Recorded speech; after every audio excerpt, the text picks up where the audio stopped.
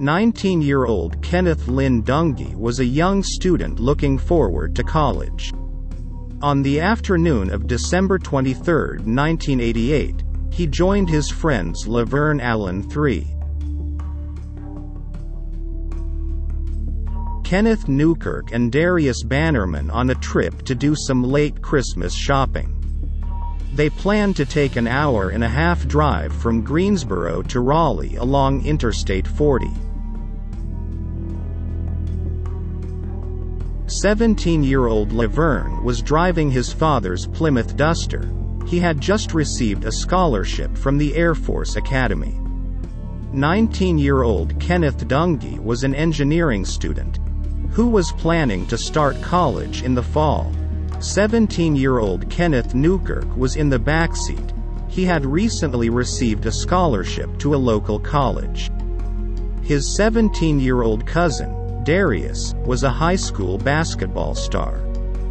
They had all been close friends for years. While driving along Interstate 40, they passed by a car driven by Grady Alexander. Seconds later, Grady noticed a blue Monte Carlo speeding past him, apparently following the Plymouth Duster. He noticed that the car had Georgia plates and that a man and woman were in it. At this point, the occupants of the Plymouth Duster realized that the Monte Carlo was closing in on them.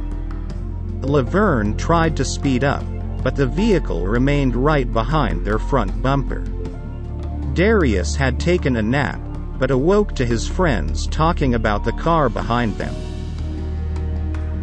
All of a sudden, the Monte Carlo's driver hit the front end of his car into the back of the Plymouth Duster. Lavern sped up, weaving between cars in order to get the Monte Carlo away from them. However, the Monte Carlo continued to follow them, extremely close behind. Darius noticed that the other driver had an angry and crazy look on his face, as if they had done something to him. The Monte Carlo's driver went around the side and side-swiped the Plymouth Duster. He then went behind them and again hit the back of their vehicle.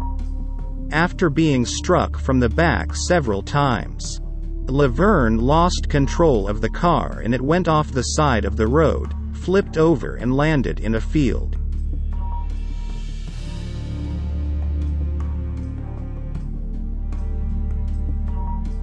A few minutes later, at 2:30 p.m., police and paramedics arrived at the scene. Lavern was trapped in the car for a half hour. After being airlifted to a trauma center, his leg was amputated at the thigh.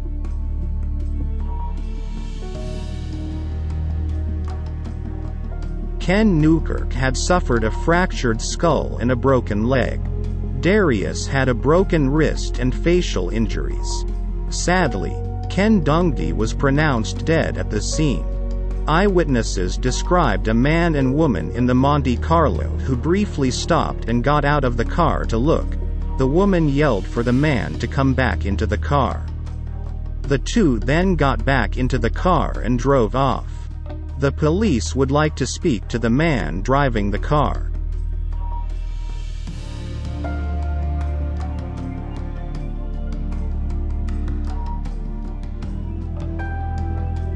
Since Kenneth and his friends were African American, the accident was suspected to be racially motivated, but the killer or killers have yet to stand forward to take credit for the alleged attack. The light blue Monte Carlo had Georgia license plates and was driven by a man with dirty brown hair and a mustache. At the time, he appeared to be in his 20s. His female passenger had blonde or reddish hair. At the time, she also appeared to be in her 20s. They have never been identified.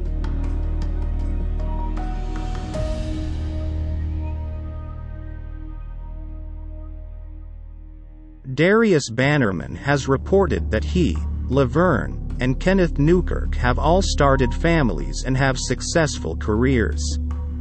Unfortunately, he also noted that the assailants have never been located or identified. However, a female informant did come forward, claiming that she knew the identity of the assailant. She claimed that the assailant was a friend of her brother's.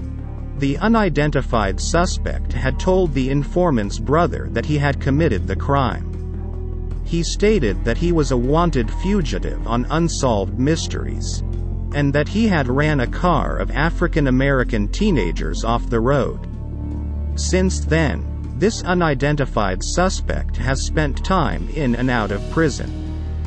The informant has further stated that this man looked identical to the suspect's sketch.